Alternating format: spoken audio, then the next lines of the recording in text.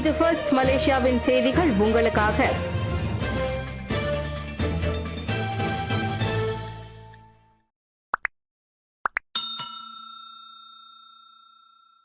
கூடுதல் அரசு உத்தரவு வழக்கு நஜீப்புக்கு சாதகமானால் அவர் உடனடியாக வீட்டு காவலில் வைக்கப்பட வேண்டும். ஷாபி வலியுறுத்து.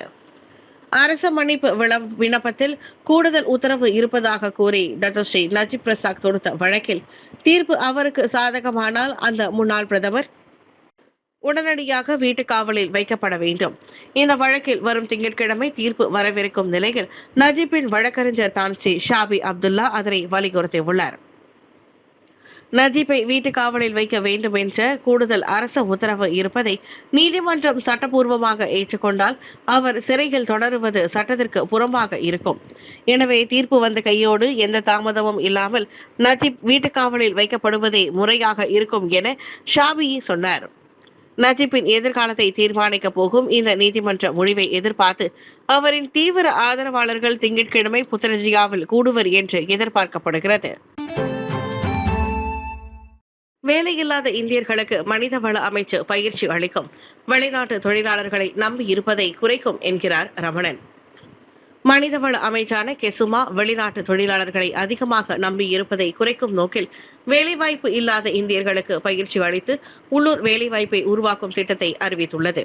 புதிதாக நியமிக்கப்பட்ட அமைச்சர் டத்தோஸ்ரீ ரமணன் ராமகிருஷ்ணன் புத்ரஜயாவில் நடைபெற்ற செய்தியாளர் சந்திப்பில் அதனை தெரிவித்தார். உணவகங்கள், முடி திருத்தம் மற்றும் பொற்கொள்ளர் துறைகளில் தொழிலாளர் பற்றாக்குறையை சமாளிக்க HRD கார்ப் எனப்படும் மனிதவள மேம்பாட்டுக் கழகம் போன்ற அமைப்புகள் நிதி மற்றும் நிபுணத்துவத்தை கொண்டுள்ளன. இந்நிலையில் திறன் மேம்பாட்டை வேலை வாய்ப்புகளுக்கான பாதையாகவும் பொருளாதார முன்னேற்றத்திற்கான வாய்ப்பாகவும் மாற்ற அமைச்சு சரியான இடத்தில் உள்ளதாக ரமணன் சொன்னார். இந்த முயற்சி உள்ளூர் சமூகத்திற்கு வேலைவாய்ப்பை அதிகரிக்கும் முக்கியமான நடவடிக்கையாக பார்க்கப்படுகிறது. அடுத்த ஆண்டு 10 முக்கிய நெடுஞ்சாலைகளில் டோல் கட்டண உயர்வு இல்லை. ஃபாமி ஃபாட்ஸில் தகவல். அடுத்த ஆண்டு 10 முக்கிய நெடுஞ்சாலைகளில் டோல் கட்டண உயர்வு இருக்காது என தொடர்புத்துறை அமைச்சர் டத்தோ ஃபாமி ஃபாட்ஸில் உறுதிப்படுத்தியுள்ளார். இது அமைச்சரவையின் முடிவு என ஒற்றுமை அரசாங்க பேச்சாளருமான அவர் சொன்னார். அரசாங்கம் இந்த முடிவை நடைமுறைப்படுத்த 500 மில்லியன் ரிங்கெட் செலவிட வேண்டி வரும் என்றாலும் இதன் மூலம் பயணிகளின் சுமையை குறைத்து பொருளாதார நிலைத்தன்மையை உறுதிப்படுத்த முடியும் என்றார் அவர். இது மக்கள் நலனுக்காக மடானி அரசாங்கத்தின் உறுதியான முயற்சியை காட்டுவதாக அவர் சொன்னார். 2026 டோல் உயர்வு இல்லாததால் பயணிகள் நிம்மதி அடையலாம். இதுவரை 5.6 மில்லியன் பேர் சாரா உதவித்தொகை பெற்றதோடு 4.59 பில்லியன் ரிங்கெட் செலவு செய்துள்ளனர். இதுவரை மொத்தம் 5.6 மில்லியன் மக்கள் மாதாந்திர அடிப்படையிலான சாரா எனப்படும் பங்களிப்பை பெற்றுள்ளனர். 2025 ஆண்டிற்கான மொத்த தகுதி 5 பில்லியன் ரிங்கிட்டாக எட்டியுள்ளது என்று இரண்டாவது நிதி அமைச்சர் டத்தோஸ்ரீ அமீர் ஹம்சா அசிசான் தெரிவித்தார். அங்கீகரிக்கப்பட்ட புதிய முறையீடுகள் உட்பட நேற்று வரை கிட்டத்தட்ட 5.6 மில்லியன் சாரா பெறுநர்கள் பதிவு செய்யப்பட்ட வர்த்தக வளாகத்தில் அடிப்படை பொருட்களை வாங்க மைகார்டை பயன்படுத்தியுள்ளனர். இது 99% பயன்பாட்டு விகிதத்தையும் மொத்த செலவு 4.59 பில்லியன் ரிங்கிட்டையும் பிரதிபலிக்கிறது. ஒருமுறை மட்டுமே வழங்கப்பட்ட சாரா உதவி தொகையை 22 மில்லியனுக்கும் மேற்பட்ட பெரியோர்களில் 20 மில்லியனுக்கும் அதிகமான பெறுநர்கள் 1.91 பில்லியன் ரிங்கிட்டிற்கும் மேலாக செலவிட்டுள்ளனர் என நேற்று மேலவையில் வாய்மொழி கேள்வி பதில் அமர்வின் போது அமீர் ஹம்சா விவரித்தார். சாரா உதவிக்காக மைகார்டு தவறாக பயன்படுத்துவது தொடர்பான தொழில்நுட்ப சிக்கல் இல்லாமல் இலக்கு மானியங்களை செயல்படுத்துவதை உறுதி செய்வதில் நிதி அமைச்சின் நீண்டகால நடவடிக்கைகள் குறித்து செனட்டர் முகமது ஹஸ்பி மூடாவின் கேள்விக்கு அவர் பதிலளித்தார். மாணவர்கள் பள்ளிக்கு கைபேசிகளை கொண்டுவர தடை நீடிக்கிறது. ஃபட்லினா தகவல். டிஜிட்டல் கல்வி விரிவாக்கம் கண்டிருந்தாலும் மாணவர்கள் இன்னமும் பள்ளிக்கு கைபேசிகள் உள்ளிட்டவற்றை தொடர்பு சாதனங்கள் கொண்டு தடை விதிக்கப்பட்டுள்ளது. கல்வி அமைச்சர் ஃபட்லினா சிட்டேக் அதனை மறு உறுதிப்படுத்தினார். இந்த தடை மாணவர்களின் நலனையும் பாதுகாப்பான கல்வி சூழலையும் உறுதி செய்யும் என மேலவை கேள்வி நேரத்தின் போது அவர் சொன்னார். 2018 ஆண்டு வெளியிடப்பட்ட சுற்றறிக்கையின்படி கற்றல் நேரத்திற்காக மற்றும் சில விதிமுறைகளின் கீழ் சாதனங்களை பயன்படுத்தும் அனுமதி உண்டு. அதே நேரத்தில் மாணவர்கள் தவறாக பயன்படுத்துவதை தடுக்கும் வகையில் தொடர்பு மற்றும் பல்லுலக ஆணையமான MCMC மற்றும் போலீசும் இணைந்து விழிப்புணர்வு நிகழ்ச்சிகளையும் நடத்துகின்றன. இந்நிலையில் டிஜிட்டல் கல்வியை மேம்படுத்தும் முயற்சியாக டெலிமா தளத்தில் 99% ஆசிரியர்களும் 6.64% மாணவர்களும் செயலியில் ஈடுபட்டுள்ளனர். அதாவது கைபேசிகள் இல்லாமல் கூட மாணவர்கள் டிஜிட்டல் கல்வி வாய்ப்புகளை விரிவாக தெரிந்து கொள்வதாக பட்டினா சொன்னார். எப்பிங்காம் தோட்ட தமிழ் பள்ளியில் பசுமை மூலிகை பூங்கா கண்காட்சி. தேசிய வகை எப்பிங்காம் தோட்ட தமிழ் பள்ளியின் பசுமை மூலிகை பூங்கா கண்காட்சி திட்டத்தில் மூலிகை பூங்கா மற்றும் ஆய்வு கண்காட்சி மிக சிறப்பாக நேற்று பள்ளியில் நடந்தது.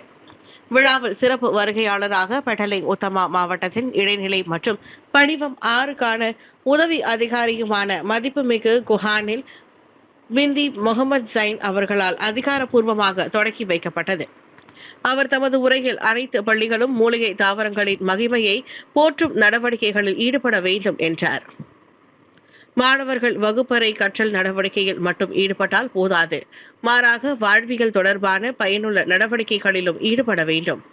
ஆண்டு இறுதியில் மாணவர்கள் தங்கள் திறமைகளை காட்டிட எப்பிங்காம் ஆசிரியர்கள் மேற்கொண்ட நடவடிக்கை மிகவும் பாராட்டுக்குரியது. பள்ளியின் தலைமை ஆசிரியர் முனைவர் வி சுகுணாவதி அவர்கள் தமது சிறப்புரையில் ஆண்டு இறுதியில் பள்ளி மாணவர்களின் வருகையை அதிகரிக்க செய்ய இந்த நடவடிக்கை எங்களுக்கு பெரிதும் துணை புரிந்தது என்றார். எப்பிங்காம் தோட்ட தமிழ் பள்ளியின் மாணவர்களிடம் அதிக ஆற்றல் உள்ளது. அதனை வெளிக்கொணரவே மூலிகை தாவரங்களின் மகிமையை ஒட்டி மாணவர்களுக்கு இந்த நடவடிக்கை மேற்கொள்ளப்பட்டது. வெளிநாட்டவர்களை சட்டவிரோதமாக நாட்டிற்குள் கொண்டு வர முயன்றவருக்கு 150 ரிங்கிட் முதல் 500 ரிங்கிட் வரை ஊதியம். சட்டவிரோதமாக நாட்டிற்குள் கொண்டு வந்த வெளிநாட்டவர்களை கலந்தாண்டிலிருந்து வெளி மாநிலங்களுக்கு கடத்தி செல்ல ஒவ்வொரு நபருக்கும் 150 முதல் 500 ரிங்கிட் வரை ஊதியம் வழங்கப்பட்டு வந்ததாக கலந்தான் காவல்துறை தெரிவித்துள்ளது. சட்டவிரோதமாக நாட்டிற்குள் கொண்டு வரப்பட்ட வெளிநாட்டவர்களில் பெரும்பான்மையானவர்கள் மியான்மரிலிருந்து கொண்டு வரப்பட்டவர்கள் என்பது குறிப்பிடத்தக்கது. அவர்களை எல்லைப் பகுதி வரை அழைத்து வந்து பின்னர் சில நாட்களுக்கு பிறகு கிளான் பள்ளத்தாக்கு வாகனத்தில் அனுப்பி வைத்து விடுகின்றனர். இந்த ஆண்டு ஜனவரி முதல் கடந்த மாதம் வரை போலீசார் 70 ஆள் கடத்துபவர்களையும் 332 சட்டவிரோத குடியேறிகளையும் கைது செய்துள்ளனர். அதே நேரத்தில் கார் மற்றும் பேருந்து உள்ளிட்ட 47 வாகனங்களும் பறிமுதல் செய்யப்பட்டுள்ளன. மேலும் அவர்களை மறைத்து வைத்த குற்றத்தில் 53 பாதுகாவலர்களும் 214 சட்டவிரோத குடியேறிகளும் கைது செய்யப்பட்டு 36 வாகனங்கள் பறிமுதல் செய்யப்பட்டன. பாதுகாக்கப்பட வேண்டிய பறவைகளை சட்டவிரோதமாக வைத்திருந்த ஆடவன் கைது. சட்டத்தின் அடிப்படையில் பாதுகாக்கப்பட வேண்டிய இனவகையை சார்ந்த பறவைகளை சட்டவிரோதமாக வைத்திருந்ததற்காக வனவிலங்கு மற்றும் தேசிய பூங்காக்கள் துறைக்கான பெர்ஹிலிதான் ஆடவர் ஒருவரை கைது செய்துள்ளது. ஜாலான் குவாலா கலவாங், கெந்திங் பெராஸ் மற்றும் செமினியே ஆகிய பகுதியில் நடைபெற்ற சோதனை நடவடிக்கையின் போது இந்த சட்டவிரோத செயல்கள் கண்டறியப்பட்டன. கைதான அந்த 36 வயதுடைய உள்ளூர் நபர் பெர்ஹிலிதானின் செல்லுபடியாகும் அனுமதியின்றி காட்டுப்பகுதியில் பாதுகாக்கப்பட்ட பறவைகளை சட்டவிரோதமாக வைத்திருந்தது விசாரணையில் தெரிய வந்துள்ளது. பெர்ஹிலிதான் PGA பேட்டலியன் 4 மற்றும் FRU ஆகியவை இணைந்து மேற்கொண்ட இந்த நடவடிக்கைகள் சுமார் 9460 ரிங்கிட் மதிப்பிலான ஒரு பறவை கூண்டு, சாக்கு, கைபேசி, மோட்டார் சைக்கிள் மற்றும் சாவிகள் ஆகியவை பறிமுதல் செய்யப்பட்டன. மேலும் சந்தேக நபர் அம்பாங் மற்றும் புலுலங்காட் காடுகளில் தொடர்ந்து இந்த செயலில் ஈடுபட்டு வந்ததாகவும் சில பறவைகளை வைத்திருந்து மற்றவற்றை புராணத்தின் வாயிலாக விற்பனை செய்ததும் தெரிய வந்துள்ளது. ஜொஹூர் பாருவில் ஆற்றில் அடையாளம் தெரியாத ஆடவரின் சடலம் கண்டுபிடிப்பு. ஜொஹூரில் கம்போங் பாக்கார் பத்து மர்ஜிடியில் ஒரு அடுக்குமாடி குடியிருப்புக்கு அருகில் உள்ள சுங்கை பாயுபுத்திரி ஆற்றங்கரையில் அடையாளம் தெரியாத ஒருவரின் அழுகிய உடலை போலீசார் கண்டுபிடித்தனர். மாலை மணி 5:58க்கு உடல் சிதைந்த நிலையில் ஆடவரின் சடலம் கண்டெடுக்கப்பட்டதாக தென் ஜொஹூர் பாரு போலீஸ் தலைவர் துணை கமிஷனர் ரவுப் சலாமட் தெரிவித்தார். இந்த அடையாளங்களில் BCG தடுப்பூசி போட்டதற்கான அடையாளங்கள் அல்லது கைரேகைகள் எதுவும் காணப்படவில்லை என்றும் கூறினார். சுல்தானா அமினா மருத்துவமனையில் பிரேத பரிசோதனை நடத்தப்பட போதிலும் உடலின் மோசமான நிலை காரணமாக மரணத்திற்கான காரணத்தை தீர்மானிக்க முடியவில்லை. பெர்மாஸ் ஜெயா, மஜிதி மற்றும் ஜொஹூர் ஜெயா உள்ளிட்ட சுற்றியுள்ள பகுதிகளில் இறந்தவர்களின் உடல் பண்புகளுடன் பொருந்தக்கூடிய காணாமல் போன 10 நபர் குறித்த போலீஸ் புகாரையும் எதனையும் பெறவில்லை என ரவுப் சலாமட் கூறினார். மலாக்காவில் 9 வயது மகளை தாக்கிய பெற்றோர் மீது குற்றச்சாட்டு. 9 வயது மகளை உடல் ரீதியாக காயப்படுத்தி கொடுமைப்படுத்திய சம்பவம் தொடர்பாக கணவன் மனைவி இருவர் நேற்று ஆயர்கேரோ நீதிமன்றத்தில் குற்றம் சாட்டப்பட்டுள்ளனர். நீதிமன்றத்தில் குற்றப்பத்திரிகை வாசிக்கப்பட்ட போது அவ்விருவரும் அக்குற்றத்தை மறுத்தனர். கடந்த 2024ஆம் ஆண்டு ஜூன் மாதம் தாவான் மலாக்கா வாருவில் உள்ள வீட்டில் தந்தை மகளின் கன்னத்தில் அறைந்ததாகவும் மாற்று தாய் கன்னத்தை கிள்ளி கையால் அடித்ததாகவும் குற்றம் சாட்டப்பட்டது. தண்டனை சட்டத்தின் கீழ் பதிவு செய்யப்பட்ட இக்குற்றம் ஆதாரங்களுடன் நிரூபிக்கப்பட்டால் ஓராண்டு வரை சிறை தண்டனையும் 2000 ரிங்கெட் அபராதமும் விதிக்கப்படும் என்று எதிர்பார்க்கப்படுகின்றது. நீதிமன்றம் ஒவ்வொரு குற்றவாளிக்கும் 2000 ரிங்கெட் ஜாமீன் தொகையை விதித்து வழக்கை அடுத்த ஆண்டு பிப்ரவரி மாதம் 10ஆம் தேதிக்கு ஒத்திவைத்துள்ளது.